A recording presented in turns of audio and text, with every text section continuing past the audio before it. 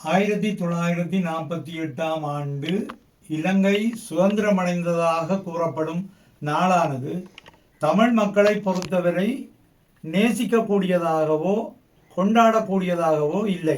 தமிழர்களுக்கு விடிவு என்பது இல்லாத ஒன்றாகவே நோக்கப்படுகின்றது. ஒடுக்குமுறைகள் மிக அதிகமாகி வஞ்சிக்கப்பட்ட தமிழ் மக்கள் ஏராளம். இப்போதைய அரசு கூட ஒரு காலத்தில் முன்னிய அரசுகளால் வஞ்சிக்கப்பட்டார்கள். எமக்குத்தான் விடிவில்லாமல் அலைகின்றோம் என தமிழ் மக்கள் துன்பப்படுகின்றார்கள்.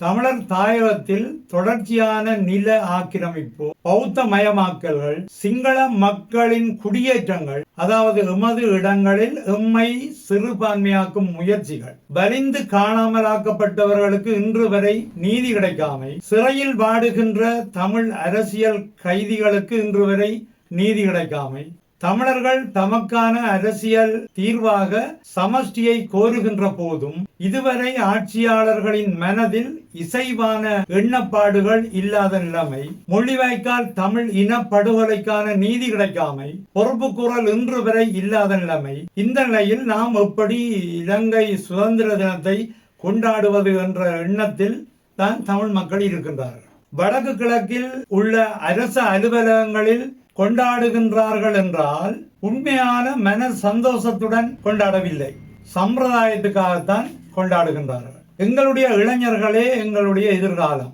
ஒவ்வொரு வருடமும் இதே நாளில் பல்கலைக்கழக சமூகம் ஸ்ரீலங்காவுக்கு சுதந்திர நாள், தமிழர்களுக்கு கரிநாள் என்று ஆட்சியாளர்களுக்கு நினைவூட்டி வருகின்றார்கள்.